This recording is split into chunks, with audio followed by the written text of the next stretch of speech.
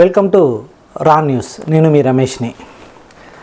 రాజకీయాలలో తన మన అనే భేదం ఉండదని ఇప్పుడు రాజకీయాలను చూస్తే తెలుస్తుంది. ఎంత కుళ్ళు రాజకీయాలంటే సొంత తండ్రి కూతుళ్ళు అన్నా చెల్లెళ్ళు కూడా ఒకరినొకరు తిట్టుకునే పరిస్థితి రాజకీయాలలో ఉంటుందని మనకిప్పుడు కళ్ళారా చూస్తున్నాము, చెవులారా వింటున్నాము కూడా.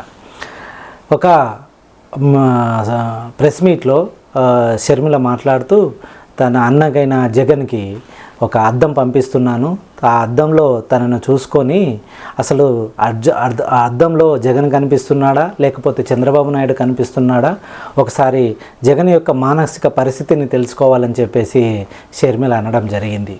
ఎందుకు ఇలా ఇంత డీప్గా అనాల్సి వచ్చింది, ఇంత కఠినంగా పదాలను వాడాల్సి వచ్చింది అని అంటే, ఈ మధ్యకాలంలో జగన్ కూడా షర్మిలను అనేక మాటలు అంటున్నాడు, అనరాని మాటలు అంటున్నాడని షర్మిల అంటుంది. ఒకసారి పసుపు చీర కట్టుకుంటే తను పసుపు చీర కట్టుకుంది, తన ప్రత్యర్థులతో కలిసిపోయిందని చెప్పేసి చీర మీద కూడా జగన్ కామెంట్ చేయడం అనేది జరిగింది. అందుకు తను ఇంతలా రియాక్ట్ అవుతున్నానని చెప్పేసి ఒక అద్దం పంపిస్తున్నాను జగన్ గారికి, ఆ జగన్ను అద్దంలో చూసుకోమని చెప్పండి, ఆ అద్దంలో జగన్ కనిపిస్తున్నాడా లేకపోతే చంద్రబాబు నాయుడు కనిపిస్తున్నాడా, లేకపోతే జగన్ గారికి ఏమన్నా మానసిక వ్యాధి పెరుగుతుందా, ఒకసారి దాన్ని చెక్ చేసుకోవాలని చెప్పేసి షర్మిల అనడం జరిగింది. ఇది రాజకీయాలలో సర్వసాధారణమైపోయింది. మొన్న మధ్యకాలంలో ముద్రగడ పద్మనాభం కూడా మన పవన్ కళ్యాణ్ గురించి అంటే తన కూతురు మా నాన్నకు నాకేం సంబంధం లేదు, నేను పవన్ కళ్యాణ్కి సపోర్ట్ చేస్తున్నానని అనడం జరిగింది.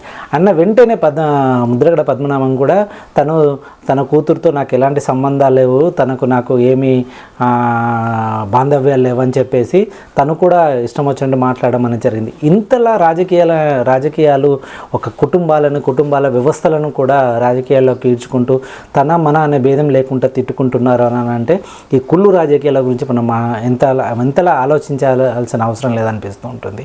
అందుగురించి ప్రజలు ఇది ఒక సత్యాన్ని గమనించాలి. ఇది ఎవరి కోసం వీళ్ళందరూ తిట్టుకుంటున్నారు, మన కోసమా వాళ్ళ కోసమా, వాళ్ళ అధికారాల కోసం ఒకరినొకరు తిట్టుకుంటున్నారు అనేది ఇక్కడ ఆలోచించాలి. ప్రజలందరూ ఆలోచించి ప్రజలకి ఎవరైతే నిజమైన న్యాయాన్ని చేస్తారో, నిజమైన పరిపాలన అందిస్తారో వాళ్ళకే ఓటేసి గెలిపించుకొని మనల్ని ఒకరి ద్వారా మనల్ని పరిపాలించుకునే హక్కుని ఇస్తున్నామని అంటే మన జీవితాలను అన్నింటినీ వాళ్ళ చేతుల్లో పెడుతున్నామని అర్థం. అలాంటప్పుడు మన జీవితాలను మనం నిర్ణయించుకునే హక్కు మనకు ఉన్నప్పుడు మన ఓటు ఒక్కని సరైన దిశలో నిర్ణయించుకొని సరైన వారికి వేసేసుకొని మనకు ఒకవేళ వాళ్ళు సరైన చేయకపోతే అదే విధంగా తిరగబడడం అనేది కూడా అలవర్చుకోవాలని ప్రజలను కోరుకుంటున్నా. ఈ మన ఛానల్ ద్వారా ఎప్పటికప్పుడు ఇలాంటి విషయాలను చర్చించుకోవాల్సిన అవసరం ఎంతైనా ఉంది. ప్రజల్లో కొంతైనా చైతన్యం వచ్చేసి మనల్ని మనం మార్చుకోగలిగితే ఇంతకంటే మనకు ఉపయోగకరమైన వ్యవస్థ మరొకటి రాదని నా అభిప్రాయం.